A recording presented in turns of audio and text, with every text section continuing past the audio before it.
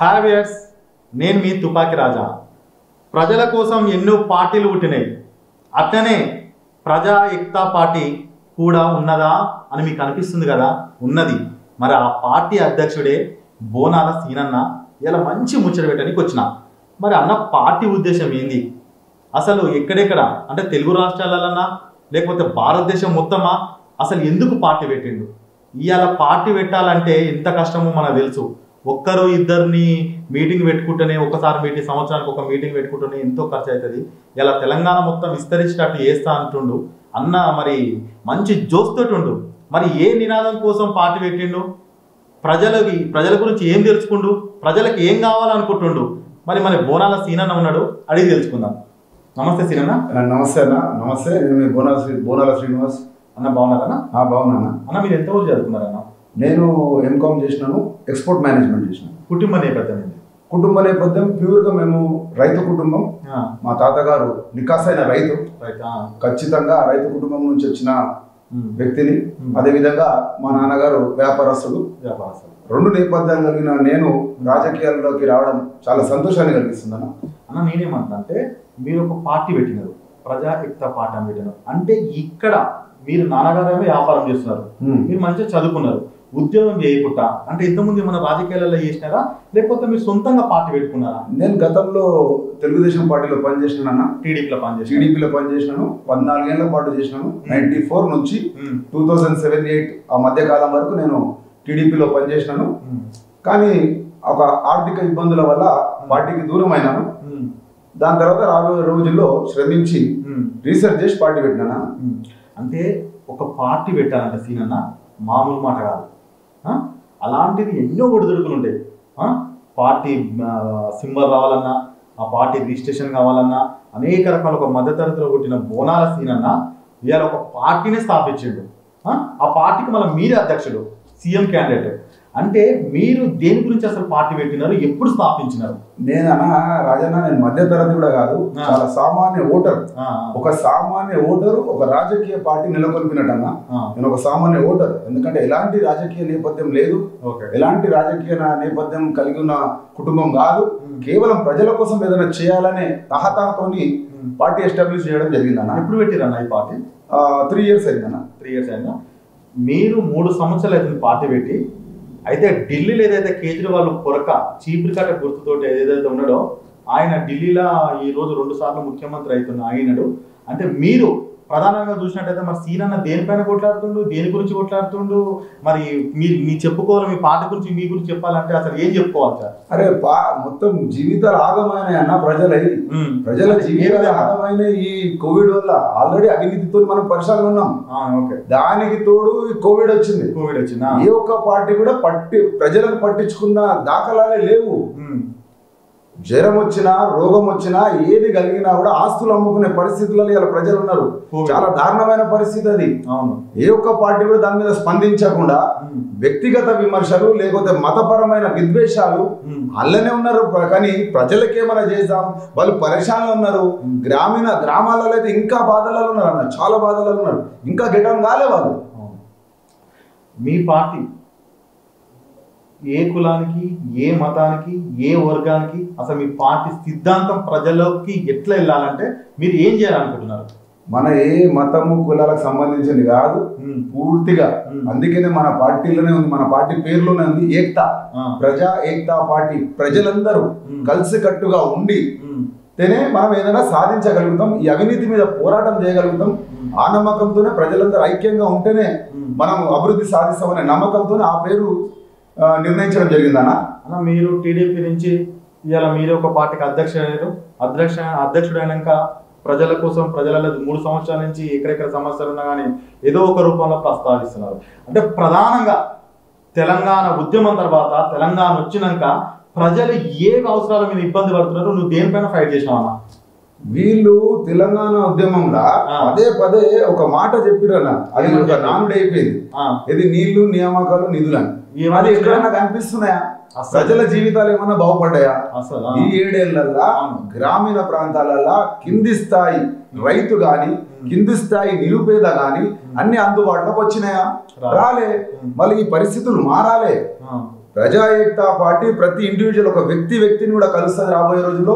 ప్రతి కుగ్రామం ఒక 4 గుడిసెలు ఉన్న దగ్గర కూడా ప్రజా ఏకతా పార్టీ పోతుంది అన్న. ప్రధానంగా చూసినట్టయితే ఏదైతే మన ముఖ్యమంత్రి తెలంగాణ ముఖ్యమంత్రి కల్వకుంట్ల చంద్రశేఖరరావు గుడి, కోట్లు పెట్టి గుడి, సచివాలయాలు ఇవన్నీ కడుతున్నారన్న. మరి రైతులకు కనీసం రైతులకు అవసరాలకు ఉపయోగపడే పనులు ఏదైనా చేయొచ్చు కదా. ప్రజల సొమ్ము దుర్వినియోగం ఎందుకు చేయడం, ఎందుకు ప్రజలకు ఉపయోగపడే చేయొచ్చు కదా. ఖచ్చితంగా దానిపైన మీరు ఎందుకు ఖచ్చితంగా సెక్రటేరియట్ గురించి అయితే మనం ఆల్రెడీ ఉన్నదాన్ని డిస్టర్బ్ చేసి ఖర్చు పెట్టి డబ్బులు. యాదాద్రి మాత్రం అట్లా మనం అననికి లేదు. మన తెలంగాణకు తలమానికం యాదగిరి గుట్ట అనేది తెలంగాణకు తలమానికం. కానీ వీళ్ళు ఏదో వేరే పేరు మార్చినట్టుగా వినికిడి దాన్ని యథావిధంగా మళ్ళా యాదగిరిగుట్ట, మా యాదగిరి నరసింహస్వామి, మా యాదన్న అనే విధంగా మళ్ళా యాదగిరిగుట్టగా పేరు మార్చాలని కోరుతున్నాను మీ ద్వారా ప్రభుత్వాన్ని. మీరు యాదాద్రిని యాదగిరిగుట్టగా మార్చాలని ఒక కాన్సెప్ట్ బాగుందన్న. ఈ రోజు చూసుకున్నట్టయితే కరోనా నేపథ్యం నుంచి ఇప్పటికైతే గ్యాస్ ధర పెరిగింది, సామాన్యుడు ఒక డ్యూటీ చేసుకుందామంటే పెట్రోల్ ధర పెరిగింది, ఈ నిత్యావసర సరుకుల ధర పెరుగుతుంది కానీ వాళ్ళ జీతాలు మాత్రం పెరుగుతలేవన్నా. మా సాము ఎట్లా బతకాలి తెలంగాణలో? వాళ్ళ జీవితాలు మారతలేవు. వీళ్ళకి ఏమైనా వాళ్ళు రాత్రికి ఏం చేసారు, వీళ్ళు తెల్లారితే ఏం చేస్తారు, అదే పని. కానీ మళ్ళీ తెల్లారితే ప్రజలు ఏం పరిశాన్ ఉన్నారు, ప్రజలకు తెల్లారితే ఏం పరిశాన్ వస్తుంది, ఏమైనా రోగం వస్తే ప్రజలకు ఏం పరిశాన్ వస్తుంది అనేది వీళ్ళకి లేని లేదు, పట్టింపు లేదు. వీళ్ళకి ఓట్లు కావాలి, సీట్లు కావాలి. ప్రజల అమాయకులు అన్న. ప్రజలను వీళ్ళు పిచ్చోళ్ళు అనుకుంటారు కాదు, ప్రజల అమాయకులు. మనం ఏం చేసినా చెల్లుతుందని ఈ పార్టీలు అనుకుంటున్నాయి కానీ ఏదైతే ఎగ్జిస్టెన్స్ లో ఉన్న పార్టీలు కాదు. ప్రజలు ముమ్మాటికి అమాయకులు. మీరు చెప్పిన మాట నమ్మి ఓట్లేస్తారు, మీరు నియత్ తప్పుతున్నారు. గెలిచినాక నాయకులు నియత్ తప్పుతున్నారు, పార్టీలు నియత్ తప్పుతున్నాయి కానీ ప్రజలు అమాయకులనా? ప్రజలు మంచి మాటకే ఓటేస్తారు కదా. ప్రజలు మేము ఏమైనా ఆదుకుంటాం అంటేనే ఓటేస్తారు. ఓటేసినాక నువ్వు ఆదుకుంటలేవు, అది నీ తప్పు, పార్టీల తప్పు, రాజకీయ నాయకుల తప్పు, ప్రజల తప్పు కాదు. మనం కొన్ని సందర్భాల్లో వింటాం ప్రజలు కూడా అట్లనే వాళ్ళకే సపోర్ట్ చేస్తారు, వాళ్ళకే ఓట్లు వేస్తారు కదా. అంటే వేస్తారయ్యా, ప్రజలు వాళ్ళ ఇష్టం. ప్రజలు ఎవరిని నమ్మితే వాళ్ళ ఓట్లు వేస్తారు. కానీ మీ బాధ్యత ఏంది? మీరు ప్రజల నమ్మకాన్ని నిలబెట్టాలి కదా. అది లేదు ఈడ. అవును. ప్రధానంగా చూసినట్టయితే ఒక రైతు బంధాన్ని ఒకటి పెట్టినారు. దళితులు ముఖ్యమంత్రి చేస్తానని ఆ ముఖ్యమంత్రి చేయలేదు. రైతు బంధాన్ని పెట్టినాడు. 3 ఎకరాల భూమి ఇస్తా అని చెప్పిండు. ఉచిత కరెంట్ అయితే ఇస్తుండ అనుకోరాదు. ఇలా ఎక్కడ చూసినా కానీ ఇలా దాదాపు ఉమ్మడి నల్గొండ జిల్లాల, పాలమూరు జిల్లాల అనేకమైన ఇంకా వలసలు పోతున్నారు. దుబాయ్ పోయి బతుకుతున్నారు, బొంబాయిలో పోయి బతుకుతున్నారు. ఇంకా మాత్రం ఇక్కడ మాత్రం సాగునీరు మాత్రం ఏ ఒక్కరికి రాలేదు. ఇలా హైదరాబాద్కు అతి దగ్గర ఉన్న ప్రాంతం మునుగోడు నియోజకవర్గం చూసినట్టయితే ఇంకా ఫ్లోరైడ్ నెంబర్ 1 ఫ్లోరైడ్ మిషన్ పై కదా నీళ్ళు వస్తున్నాయి కానీ ఇంటింటికి ఒక బిందె గిట్ట ఎప్పటికీ నింతలేదు. అంటే ఒక్కొక్క ప్రాంతంలో ఒక్కొక్క సమస్యతోటి కూడుకున్నదన్న. మరి ఈ సమస్యలన్నీ ప్రజలకు అసలు ఏం కావాలి? ఏదైతే ప్రజాస్వామ్యం వ్యవస్థ బాగుంటుంది, బలంగా ఉంటుంది, బంగారు తెలంగాణ అంటారు కదా, భిక్షాటన తెలంగాణ అయితే అట్టుంది రాంగ ప్రజలకు. ఇది ఎట్లా దీనిపైన ఏం కనిస్తారు మీరు? తుపాకి రాజన్న మన మాట ముమ్మాటికి నిజం. ఈయన ఈ ప్రభుత్వం మళ్ళీ ఇట్లనే కొనసాగితే అవును ప్రజలకు చిప్పగతే, ప్రజలకు చిప్పగతే. ఎందుకంటే తెలంగాణ మనం సాధించుకున్నప్పుడు మనది మిగులు బడ్జెట్ దాదాపు 80,000 కోట్ల రూపాయల మిగులు బడ్జెట్. ఇప్పుడు చూస్తే దాదాపు 3 లక్షల కోట్ల పైచిలుకు డెఫిసిట్ బడ్జెట్, లోటు బడ్జెట్ ఉంది. ఎక్కడ పోయినాయి? 7 ఏళ్లలో 3 లక్షల దాదాపు 4,00,000 కోట్లు ఎక్కడ పోయినాయి? 4 లక్షల కోట్లు ఎక్కడ పోయినాయి? అవును, అది ప్రజలు గమనిస్తున్నారు. ఖచ్చితంగా ఇప్పుడు ఉన్న ప్రభుత్వాలకు ప్రజలు బుద్ధి చెప్తారన్నా. డెఫినెట్ గా ప్రజల జీవితాలు మారాలి. బోనాల సీన్ అన్న, మీరు పార్టీ పెడుతున్నప్పుడు పార్టీ అంటేనే అది ఒక వ్యవస్థ.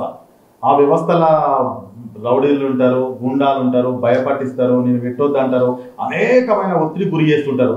అలాంటి మీ కుటుంబంలో ఎందుకయ్యా అని మన అమ్మ కానీ, వదినమ్మ కానీ, మీ పిల్లలు కానీ, మీ చుట్టాలు కానీ ఎవరైనా మిమ్మల్ని ప్రశ్నించలేదా? భయపడ్డారన్నా? కుటుంబం భయపడ్డది, నా స్నేహితులు భయపడ్డారు. కుటుంబం భయపడ్డది, నా స్నేహితులు భయపడ్డారు. నా తోటి వ్యాపారస్తులు కూడా వద్దనే చెప్పారు. ఎందుకంటే మురికి, ఆ మురికిలకు నువ్వు ఎందుకు పోతావు? నీ అసలు సీదా మనిషి ఆ మురికిల పనికి రావడం అంటే నేనన్నా ఎవరో ఒకరు ఆ మురికిల దిగుతేనే కదా ఆ మురికి సాఫ్ చేసేది. అందరు నాకెందుకు మురికి అనుకుంటే ఆ మురికి ఎట్లా సాఫ్ కావాలి? ఈ అవినీతి ఎట్లా సాఫ్ కావాలి? ప్రజల జీవితాలు ఎట్లా మెరుగుపడాలి? హాస్పిటల్ కూడా చూస్తే దుర్భరమైన పరిస్థితి, గోళీలు ఇచ్చే పరిస్థితి లేదు. ఏడికి పోవాలి ప్రజలు? ఈ టెస్ట్ అక్కడ చేసుకో, ఆ టెస్ట్ ఇక్కడ చేసుకో అంటారు. నిరుపేదలు వాళ్ళు పాపం పూట గడిచే కష్టాలలో ఉన్న వాళ్ళు ఎట్లా మందులకు ఎట్లా పెడతారన్నా వీళ్ళు కొంచెమన్నా ఆలోచించాలి ప్రభుత్వాలు. అవును. అయితే దీనిపైన మీరు ఎవరు ఏం చెప్పినా కానీ ఖచ్చితంగా నేను పని చేస్తా, పార్టీలో పని చేస్తా, ప్రజల కోసం పని చేస్తా అని వచ్చిన 100% వచ్చిన తర్వాత పార్టీ నడపాలన్నా, కార్యకర్తలు జమ చేయాలన్నా, ఒక మీటింగ్ పెట్టాలన్నా అంతో ఇంతో కావాలి. మరి మీ జీవన విధానం ఏంటన్నా?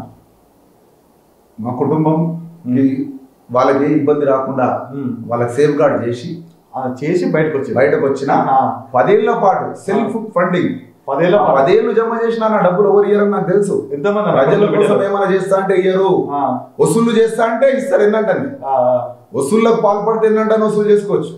కానీ ఒక పార్టీ పెడుతున్నా, నేను నలుగురికి ఏమైనా చేయదలుచుకున్నా, నలుగురు పేదలకు ఏమైనా నేను చేయదలుచుకున్నా అంటే మాత్రం డబ్బులు రావని నాకు తెలుసు. పార్టీ ఫండ్స్ అట్లా ఈజీగా రావని కూడా నాకు తెలుసు. కాబట్టి ఒక 10 ఏళ్ల పాటు రీసెర్చ్ చేసిన, 10 ఏళ్ల పాటు పైసలు జమ చేసుకొని పెట్టిన పార్టీ నేను. 10 ఏళ్ల పాటు పైసలు జమ చేసుకొని పార్టీ పెట్టినా, 10 ఏళ్ళు రీసెర్చ్ చేసిన నాకు అర్హత ఉందా లేదా, పార్టీ వేరే పెట్టే అర్హత ఉందా లేదా, ఇప్పుడు పార్టీ పెట్టాల్సిన అవసరం ఉందా లేదా, అవన్నీ అర్హతలు చూసుకున్నాను. ఏ ఒక్క పార్టీ కూడా మభ్య పెడుతుంది ప్రజలు కానీ వాళ్ళ జీవితాన్ని మార్చే ప్రయత్నం కింది స్థాయి నుంచి వాళ్ళ జీవితాలు మారాలి, వాళ్ళకు ఒక 3 పూటలు అన్నం దొరకాలి, జ్వరం వస్తే తక్కువ కావాలి, వాళ్ళ మీద బరువు పడొద్దు, ఏదైనా కొంచెం పెద్ద రోగం వస్తే ప్రాపర్టీలు అమ్ముకుంటారు రైతులు. చిన్న రైతులు అయితే వాళ్ళకున్న చిన్నపాటి పొలం అమ్ముకోవాల్సి వస్తుందనా? అవును, మీరు కరెక్ట్ మాట చెప్పారన్న. పొలం మీద అయితే అమ్ముకుంటే ఎక్కడ చూసినా కానీ ఇవాళ ఒక రైతు వ్యవసాయం చేయడానికి లేదు. ఎక్కడ చూసినా దందా, రియల్ ఎస్టేట్ దందా. ఖచ్చితంగా వ్యవసాయ భూములు, పొడు భూములన్నీ మొత్తం రియల్ ఎస్టేట్ అయిపోయింది. పేద ప్రజలను ఇష్టం వచ్చినట్టు దోసుకుంటున్నారు. అవును, గరీబోలను ఇష్టం వచ్చినట్టు దోసుకుంటున్నారు. రాబోయే రోజుల్లో మీ ఆశీర్వాదం ఉంటే ప్రజాయుక్త పార్టీ మార్పు కూడా తెచ్చి చూపిస్తా. అప్పటికిప్పటికి డిఫరెన్స్ 2 కంపేర్ చేసి కూడా నేను ప్రజలకు చూపిస్తా. ఆ బాధ్యత నా మీద ఉంటది. మీరు ఆశీర్వదించాలి నన్ను. అదే విధంగా అన్న మీరు అన్నారు ఒక మాట, రైతు బంధు అని. రైతు బంధు పేదలకు, రైతుకి ఎడబోతుందన్న. ఒరిజినల్ రైతు పోతలేదు, భూస్వామి పోతున్నాయి పైసలు. అవును, భూస్వాములకు పోతున్నాయి, భూస్వాములకు పోతున్నాయి, నిరుపేద రైతు పోతలేవు. లేనా ఓనర్ కూడా ఒక ఎకరం ఉంటది, ఓనర్ ఉంటాడు, నిరుపేద రైతే కదా. 1 ఎకరం ఉంటే భూస్వామి కాదుగా. 100 ఎకరాలు ఉన్నట్టు అన్న ఇట్లా సందర్భాలు ఉన్నాయి. ఒకటే కుటుంబంకి వెళ్ళి 20 లక్షలు డ్రా చేసుకున్నారు వాళ్ళు పేదోళ్ళు అన్నవాళ్ళు. అవును, భూస్వాములకు ఇయనికి నువ్వు రైతు బంధు పెట్టినావా? మల్లారెడ్డి ఉన్నప్పుడు మంత్రి మల్లారెడ్డి ఈ పేరు ఆ పేరేం కాదు, అంత భూస్వామ్య వ్యవస్థ నడుస్తుంది, పెత్తందారీ వ్యవస్థ. మనం తెలంగాణ మీద ఇష్టపడ్డారు, తెలంగాణ మనకు రావాలనుకొని వేసిరు కానీ మళ్ళా వీళ్ళు దాన్ని ఈ విధంగా భూస్వామ్య వ్యవస్థ తెస్తారని మాత్రం ప్రజలు అనుకోలే. ఒకవేళ అనుకుంటుంటే ఈ పార్టీలో బ్రహ్మరథం ప్రజలు పట్టకపోతుండే. ఇంకొకటి అన్న, ప్రధానంగా చూసినట్టయితే ప్రజాయుక్త పార్టీ ఈ తెలుగు రాష్ట్రాలల్లో, ఆంధ్రప్రదేశ్లో ఇట్లా ఉన్నారా మన పార్టీ? మనది జాతీయ పార్టీ అన్న, మొత్తం ఇండియాలో ఉంటది. మెల్లమెల్లగా ఆంధ్రప్రదేశ్ లో నిలబెట్టినాం కదా. Tirupati by election, MP by election నిలబెట్టినాం మనము. ఇప్పుడు పార్లమెంటరీ వ్యవస్థ, నియోజకవర్గాలు, మండలాలు, 100% గ్రామాలు.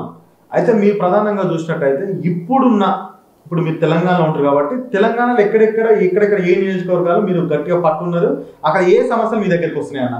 నేను ఆల్రెడీ పార్టీ బలోపేతం చేయాలి. నేను ఆల్రెడీ ఎమ్మెల్సీ నిలబడ్డాను. మొన్న MLC Mahabubnagar, Rangareddy, Hyderabad. Teachers graduates కాన్స్టిట్యున్సీకి నిలబడ్డాను. గ్రామాలలో కూడా ఇది మన నార్సింగి గ్రామం. అవును, మత్స్యకారుల చెరువు సతాంచిరా నా కబ్జాదారులు. అవును, మత్స్యకారుల చెరువు ఆక్రమించే ప్రయత్నం చేశారు. ప్రజాయుక్త పార్టీ ఖండించింది, వాళ్ళకి సపోర్ట్ గా నిలబడ్డది. వాళ్ళ బాధను దూరం చేసినామన్నా. ఖచ్చితంగా వాళ్ళు సంతోషంగా ఉన్నారు. మత్స్యకార కుటుంబాలు ఎంత ఆనందపడ్డారు వాళ్ళు. అన్నా 3 ఏళ్ల సంది కాని పని మీరు వస్తే అయిందన్నా అని ఎంత ఆనందపడ్డారు. అరే అట్లా ప్రజలలో ఉండాలి, ప్రజలకి ఏమైనా చేయాలి. కానీ వీళ్ళకు తెల్లారితే గెలవంగానే ఏడ వసూలు చేయాలి, ఏడ భూములు ఉన్నాయి, ఏడ ప్రభుత్వ భూములు ఉన్నాయి, మనం దాన్ని ఎట్లా మింగొచ్చు, అది ఉన్నది. కానీ అరే ఏడ ప్రజలు బాధపడుతున్నారు, ఏ రైతుకు ప్రాబ్లం ఉంది, నా నియోజకవర్గ పరిధిలో ఏదైనా హాస్పిటల్ ఉందా లేదా, అలా సరి అయిన ట్రీట్మెంట్ జరుగుతుందా లేదా, అది చూసే నాయకుడే లేడు. పార్టీల పేర్లు అనవసరం. ఇప్పుడు బోనం సీనన్న ఉన్నాడు, సీనన్న లాగానే మాట్లాడే లీడర్లను తయారు చేసిండా, లేకపోతే ఈ పార్టీలో సీనన్నని ఇట్లా సింహం లాగా మాట్లాడుతుండా? బోనాల సీనన్న రాబోయే రోజుల్లో బోనాల సీనన్న లెక్క 1000 మంది తయారవుతారు ప్రజాయుక్త పార్టీలో. ఖచ్చితంగా రాబోయే రోజులలో 2 నెలలు పట్టొచ్చు, 6 నెలలు పట్టొచ్చు.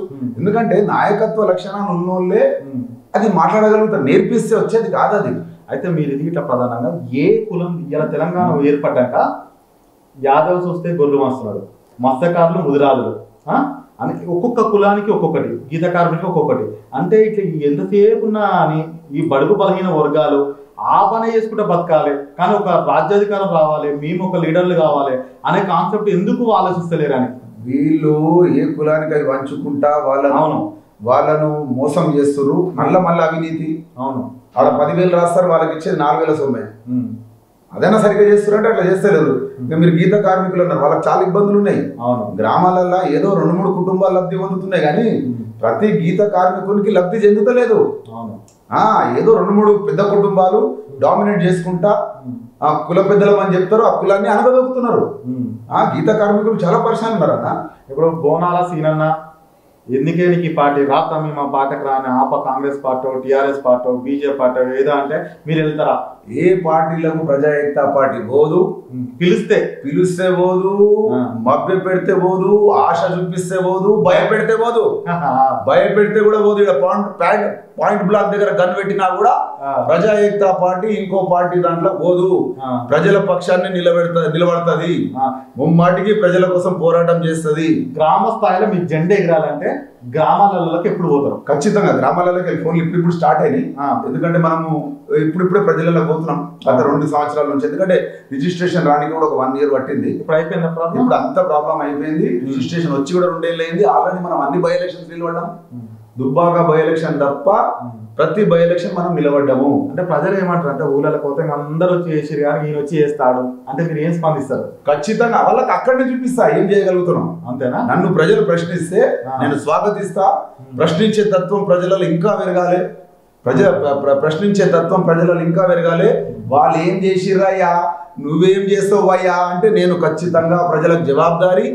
ప్రజలకు అక్కడిదక్కడ అడుగుతా, నేనేం చేయాలనో చెప్పు నువ్వు అని అడిగిన వాళ్ళని. ఇంకొకటి అన్న, బోనాల సీనన్న మరి ఎక్కడ ఏ నియోజకవర్గం నుంచి ఎమ్మెల్యే అభ్యర్థిగా పోటీ చేస్తారు ఈసారి ఈ వచ్చే ఎన్నికలలో? మేమైతే ఇప్పుడు అంటే జనరల్ ఎలక్షన్స్ వస్తే గనక, అంటే మన దొర గనక రద్దు చేస్తే ముందస్తు ఎన్నికలు వస్తే గనక 2 పార్టీ అధ్యక్షుడు 2 ప్లేసులు నిలబడవచ్చు, 2 నియోజకవర్గాలు నిలబడవచ్చు. కాబట్టి 2 నిలబడతాను. ఎక్కడెక్కడ? ఒకటైతే మా గోషామేల్ కాన్స్టిట్యున్సీ ఏదైతే పార్టీ మెయిన్ ఆఫీస్ ఉందో, నేను గత 40 సంవత్సరాలుగా ఇక్కడనే ఉంటున్నాను. మనం ఇక్కడ నుంచి నిలబడితేనే బాగుంటుంది. ఇంకొకటి ఏదైనా అంటే పేద నియోజకవర్గం, ఏదైనా నిరుపేద నియోజకవర్గం చూసుకొని వాళ్ళకి ఏమైనా చేసే ప్రయత్నంలో అక్కడికి కూడా నిలబడతాను. అంతేనా? అంటే మీరు ప్రజలకు ప్రాముఖ్యత ఇస్తారా, కులాలకు ప్రాముఖ్యత ఇస్తారా, వ్యవస్థకు ప్రాముఖ్యత ఇస్తారా, దేనికి ప్రాముఖ్యత ఇస్తారా? కులాల ప్రస్తావన లేదు. ప్రతి ఒక్కరికి అవకాశాలు ఇచ్చే పార్టీ ప్రజా ఏకతా పార్టీ. మైనారిటీస్ కానీ, ఎస్సీలు కానీ, ఎస్టీలు కానీ, ముదిరాజులు కానీ, బీసీలు కానీ, యాదవులు కానీ, గౌన్లోలు కానీ, ఎవరైనా కానీ ఆల్ ఆర్ వెల్కమ్. అందరు నాయకులే. ప్రజా ఏకతా పార్టీలో ప్రతి ఒక్కరు నాయకులే, ప్రతి ఒక్కరు బోనాల శ్రీనివాసే. ఖచ్చితంగా ఇప్పుడు మీ పార్టీలో దాదాపుగా అందరిని వర్కింగ్ ప్రెసిడెంట్ కానీ అందరిని ఏర్పాటు చేసుకున్నారా? ఎప్పుడెప్పుడు మీటింగ్ పెట్టుకుంటారు? ఏమేమి సూచిస్తారు కార్యకర్తలకు? అది అతి త్వరలో ఇప్పుడు మన జరగబోతుంది. 1-2 నెలల కార్యాచరణ చెప్తాం మేము. భవిష్యత్ కార్యాచరణ చెప్తాము. ఇప్పుడైతే ప్రస్తుతం అయితే మేము కోఆర్డినేటర్లను అపాయింట్ చేసుకుంటున్నాం. ఎందుకంటే ఒరిజినల్ నిజం ప్రజలకు ఏమైనా రిజల్ట్ చూపెట్టే నాయకుల కోసం వెతుకుతా ఉన్నాం. ఇంకొకటి ఆ బాధ్యత కోఆర్డినేటర్ల మీద ఉంటుంది. ఓన్లీ భూస్వాములకు ఇస్తారా సీటు, లేకపోతే పేదవాళ్ళకి ఇస్తారా, లేకపోతే డబ్బున్న వాళ్ళకి ఇస్తారా? మీరు ఎట్లాంటి వాళ్ళని ఎమ్మెల్యే అభ్యర్థిగా నిలబెట్టబోతున్నారు రాబోయే రోజులల్లా? పలానా ఊరు ఉంది, ఆ ఊర్లో పలానా వ్యక్తి గత కొన్ని సంవత్సరాలుగా ప్రజలకు అందుబాటులో ఉన్నాడు, నిరంతరం అందుబాటులో ఉన్నాడు, ప్రజలకు చేసిండు. కానీ పేదోడు అన్నా కూడా పేదోడు గొప్పోడు ఈ పార్టీలో లేదు. ఎవరైతే ప్రజలకు అందుబాటులో ఉంటారో, ఏ నాయకుడైతే ప్రజల సమస్యల మీద స్పందించిన చరిత్ర కలిగి ఉంటాడో వాళ్ళకి సీట్లు ఇస్తామన్నా మేము. ఖచ్చితంగా. ఏమన్నా పాదయాత్ర గిట్ట ఏమన్నా చేసేది ఏమన్నా? మేము ప్రజాయాత్ర చేస్తాం. ఎక్కడ సమస్య ఉంటే అక్కడ పోతుంది. ప్రజాయాత్ర అంటే పాదయాత్ర పబ్లిసిటీ కోసం చేస్తున్నా. చేతులు కూడా పోతే ప్రజల జీవితాలు మారవు. సమస్య ఎక్కడ ఉందో అక్కడికి పోవాలి. ఎక్కడ సమస్య ఉందో అక్కడికి పోయి వాళ్ళ సమస్య తీర్చాలి. కానీ అది ట్రెండ్ అయిపోయింది అన్న. అది ఇప్పుడు ఇన్ని పార్టీలు ఉన్నాయన్న, మరి ప్రజా ఏకతా పార్టీకి పట్టం కడతారంటావు ప్రజలు? ఖచ్చితంగా మా మీద నమ్మకం ఉంటే కడతారా? ఎట్లా తీసుకోపోతారు? వాళ్ళకి అలా మైండ్ సెట్లకు మందు కావాలి, బిర్యానీ కావాలి, డబ్బులు కావాలి, అది కావాలి. అలాంటి వాళ్ళని మీరు ఎట్లా మార్చగలరు? ఇప్పుడు కూడా మందు, బిర్యానీ, డబ్బులు ఇవన్నీ మనం కనుక కరెక్ట్ గా సర్వే చేస్తే 10% ఉన్నారు. అవునా? 10% ఎట్లా ఉందా? మార్పు వచ్చిందంటారా? తప్పకుండా. తెలంగాణ వచ్చినాక అరే ఖచ్చితంగా వేలాది మంది అన్న, దాదాపు ఒక నియోజకవర్గంలో 2 లక్షల ఓట్ల దాకా ఉంటాయి. ఎంతమంది తాగుతారన్న? అవును, ఎంతమంది తాగుతారు? అట్లా లేదు, అట్లా అనుకోనికి లేదు. జెన్యూన్ ఓటరే గెలిపిస్తాడు. బిర్యానీ పొట్లం, మందు పొట్లం మందు బాటలు గెలిపించదు, అది భ్రమ. ఎందుకంటే అలాంటివి జరిగిన సందర్భాలలో కూడా ఓడిపోయిన సందర్భాలు ఉన్నాయి. లీడర్ మంచోడైతేనే ఓట్లు పడతాయి, పార్టీ మంచిదైతేనే ఓట్లు పడతాయి. కాకపోతే వీళ్ళు వెనుకసిరి గెలిచినాక మోసం చేస్తారు, అది చాలా బాధాకరం. ఇంకొకటన్నా, మీరు జాతీయ పార్టీగా ముందు తెలంగాణలో ఫస్ట్ విస్తరించినాక మెల్లమెల్ల అన్నింటికి వెళ్దాం అనుకుంటున్నారు. ఒక బహిరంగ సభ లాంటిది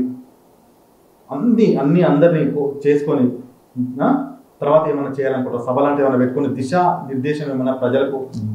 బహిరంగ సభలు కాదు, రచ్చబండలు చేస్తాం మేము. అన్ని ఊర్లలో ప్రజలతో డైరెక్ట్ మాట్లాడతాం.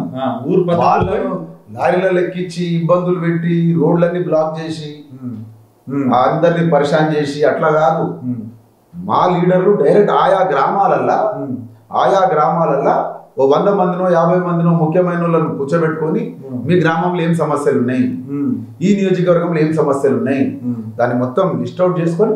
ఇప్పటి వరకు మీ గ్రామాల గురించి తెలుసా? ఇప్పుడు ఏమైనా గ్రామాలలో ఏమైనా సమస్యలు ఉన్నాయని మీకు తెలుసా? గ్రామాల సమస్య అంటే ఇది వచ్చింది కదా మనకు, నార్సింగి గ్రామంలో వచ్చింది.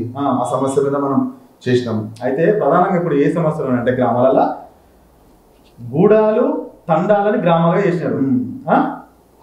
ఏదైతే గ్రామాలుగా చేసినారో ఆ ఊరికి రేషన్ షాప్ లేదు, రోడ్డు మార్గం లేదు. ఇంకోటి కొత్తగా సచివాలయం, పంచాయతీ బోర్డు అని ఉంటుంది, పంచాయతీ ఆఫీస్ అని ఉంటుంది, అది రెంట్ తీసుకొని ఉంటున్నారు.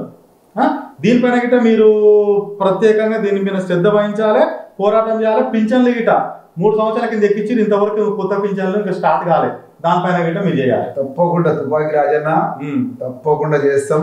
అదే బాధాకరం, వీళ్ళు డిక్లేర్ చేసేస్తారు కానీ దానికి సరిపడా వనరులు కేటాయించినాక డిక్లేర్ చేస్తే మనకి సమస్యలు ఉండవు. ఒక ఏదైనా పరిపాలనా వ్యవస్థలు ఏదైనా మార్పు చేయాలనుకున్నప్పుడు ఆ మార్పుకు తగ్గట్టు ఫండ్స్ కేటాయించి మార్పు తెస్తే, ఇప్పుడు జిల్లాలో ఏం చేసాడు అంటే కానీ నెంబర్ పెంచితే అయిపోతుందా? వ్యవస్థ కేటాయింపులు అట్లా ఉండాలి కదా. అవును, కేటాయింపులు అట్లా ఉండాలి, బడ్జెట్ అట్లా క్రియేట్ చేయాలి. మీకు తెలుసు ఉత్తర తెలంగాణ దక్షిణ తెలంగాణ మధ్యలో విభేదాలు వస్తున్నాయని ఈ మధ్య పుకార్లు వేస్తున్నాయి, నిజమేనా అబద్ధం? తప్ప, అది రాజకీయ నాయకుల కుట్ర. ఇది రాజకీయ నాయకుల కుట్ర. ఎందుకు మళ్ళా ప్రజల మధ్యలో ఇంకో చిచ్చు స్టార్ట్ చేస్తారా? ఇప్పుడు పెట్టి ప్రజలు ఆలు చెప్పింది కదా, ఆల్రెడీ మతాల చిచ్చు నడుస్తుంది. అవును, చాలు, దాన్ని మనం సల్లార్పుదాం. మతాల చిచ్చు సల్లార్పుదాం, ముందు అది చేద్దాం, తర్వాత దక్షిణ తెలంగాణ అవన్నీ తర్వాత చూద్దాం. మనం తెలంగాణలో అన్ని ప్రాంతాల బాధలలోనే ఉన్నాయి. తెలంగాణ యావత్ తెలంగాణలో హైదరాబాద్ తప్ప, హైదరాబాద్ కూడా ఇవాళ చేసింది ఏం లేదు.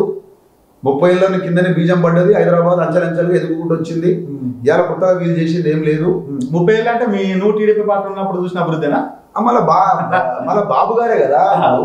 అరే sir, not only Telangana, Chandrababu గారు యావత్ సౌత్ ఇలా తెలంగాణ బికాస్ ఆఫ్ చంద్రబాబు నాయుడు. చెప్పరు అట్లా, బయటకు చెప్పరు కానీ చంద్రబాబు నాయుడు గారు వేసిన బీజం, హైదరాబాద్ లో హైటెక్ సిటీ రూపంలో చంద్రబాబు నాయుడు గారు వేసిన బీజము ఇవాళ యావత్ సౌత్ మొత్తం విస్తరించింది.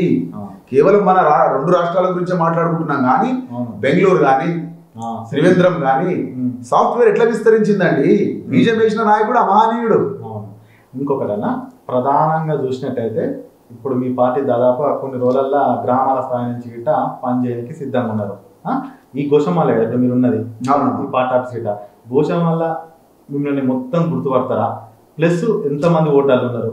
ఇప్పుడు ఇక్కడ ఈ నియోజకవర్గంలోనే ఏదైతే సావిత్రిబాయి మహాత్మా బాబు పూలే ఉన్నాడో వాళ్ళు ఏం చేశారంటే ప్రపంచమంతా తిరిగి ఆడవాళ్ళకి చదువు చెప్పించలేదు. వాళ్ళ నియోజకవర్గం నుండే చెప్తేనే అది దేశమంతా డెరకైంది. అట్లా మరి ప్రజాయుక్త పాట ఉన్న మరి సీనన్న ఏం చేయబోతుండు? తుపాకి రాజన్న మా గోషామేల్ కాన్స్టిట్యున్సీలా అన్ని సందర్భాలలో సమస్యల మీద స్పందించిన దాఖలాలు ఉన్నాయి. ఎక్కడికక్కడ ప్రజల సమస్యలను మనం ఎత్తి చూపినాం. అవి వాటికి పరిష్కారం కూడా తీసుకొచ్చినాం.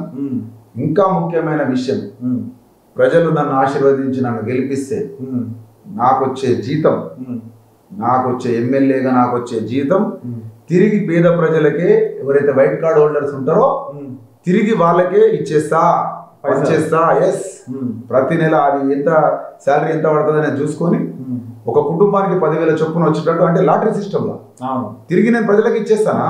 ఇంకొకటి, మీ పార్టీ ఈ గుర్తు వస్తే బాగుంటది, ప్రజలకు వెళ్తే బాగుంటుంది, ఏ గుర్తు కోసం అని ఏమన్నా? ఇప్పటి వరకు అయితే ఇంకా గుర్తు మీద నిర్ణయం తీసుకోలేదు. కొన్ని గుర్తులు పరిశీలనలో ఉన్నాయి, అంటే ప్రజలకు దగ్గర అయ్యే గుర్తు, ప్రజలకు దగ్గర అయ్యే గుర్తులు పరిశీలనలో ఉన్నాయి. ఇప్పుడే మేము మీడియా ముందు చెప్పడానికి రాదు అట్లా. ఓకే. ఇంకొకటి అన్న, బోనాల సీన్ అన్న, మరి నేను మళ్ళీ ఇంకోసారి వచ్చి ఇప్పుడు మీరు ఏందనేది ప్రజలకు తెలుసు. ఆ ప్రజాయుక్త పార్టీ ఉంది, ఈ సీన్ అన్న ఉన్నాడు, ఈ కుటుంబాన్ని వదిలిపెట్టి ఎంత ఎందుకు పెట్టినా ప్రజల కోసం కొట్లాట చేస్తా, ఇట్లా గ్రామ వ్యవస్థలు చేస్తా, నేను హైదరాబాద్ వండుకుంటూ ఇట్ట ప్రతి నియోజకవర్గంలో తిరుగుతా, రాస్తా రోకోలు, రైలు ఇలాంటి ఏ పెట్టుకోలేదు, ఇక్కడ ప్రజలకు ఇబ్బంది కలగకుండా అదే గ్రామంలో ఉండి రచ్చబండ కార్యక్రమం పెట్టుకొని వాళ్ళతో ముచ్చట పెడతాను అంటున్నారు. ముందు ఇలాంటి కార్యక్రమాలు పెట్టుకుంటూ ప్రజల కోసం ఇప్పుడు నాతోటి ఏదైతే మీరు గర్జించినారో అలుపేదకుండా పోరాటం చేసి మీరు ఆమ్ ఆద్మీ పార్టీలో ఏ విధంగా కేజ్రీవాల్ ఏ విధంగా ముందుకెళ్ళి ఆ విధంగా ముందుకెళ్ళాలని చెప్పి మనసు పూర్తిగా తుపాకి రాజా కోరుకుంటున్నాను. తుపాకి రాజన్న ధన్యవాదాలు. ప్రజాయుక్త పార్టీ ముఖ్య ఉద్దేశం ఫ్రీ ఎడ్యుకేషన్, ఫ్రీ మెడికేషన్, ఉచిత విద్య, వైద్యం. ప్రజాయుక్త పార్టీ అధికారంలోకి వస్తే ప్రజలకు వైద్యానికి గాని విద్యకు గాని డబ్బులు ఖర్చు కావు, దుడ్లు ఖర్చు కావు. మీ నినాదం ఏందన్నా? మీ పార్టీ నినాదం, అందరికి ఒక్కొక్క పార్టీకి ఒక్కొక్క నినాదం ఉంటుంది. మీ పార్టీకి ఏం నినాదం పెట్టుకున్నారు? వి ఫర్ పీపుల్, ప్రజల కోసం మేమున్నది, ప్రజల కోసం, వి ఫర్ పీపుల్. అంతేనా? మీరు చూసినట్టయితే నిజంగా ప్రజల కోసం పనిచేసేటట్టు ఉన్నారు. ఎందుకంటే వయసు ఉన్నా కానీ ఇంకా యువకుల్లాగానే పోరాటం చేసేటట్టున్నారు. ఇలా ఏంటంటే ఎందుకులే నా వరకు, నా కుటుంబం వరకు అనే ప్రజలకి అంకితం, మన ఈ జీవితం ప్రజలకి అంకితం. థ్యాంక్ యూ అన్న. చూసిరు కదా, ఏ పార్టీ వచ్చినా ఎవరెనక ఏ నినాదం ఉందో, ఎవరెనక ఏం దాగి ఉందో అని అన్నట్టు అన్న ఏది ఏమైనా సరే ప్రజల కోసం పనిచేస్తా, నిరంతరం ఈ ప్రజాయుక్త పార్టీని ప్రజల్లో తీసుకుపోతా. గ్రామ స్థాయి నుంచి నియోజకవర్గాలు, మండలాలు, జిల్లా స్థాయి వరకు ప్రతి నియోజకవర్గాలు తిరుగుతా, ఎవరిని ఇబ్బంది పెట్టకుండా వాళ్ళ దగ్గరికి పోయి ముచ్చట పెడతా అని అంటున్నాడు. మరి అన్నగిట్ల ప్రజల కోసం పనిచేస్తుంది కాబట్టి ఒకసారి అన్నగిట్ల చూద్దాం, ఏమంటారు? మరి తుపాకి రాజా మరో లీడర్తో మంచి ముచ్చట పెడతాడు. ఉంటా మరి.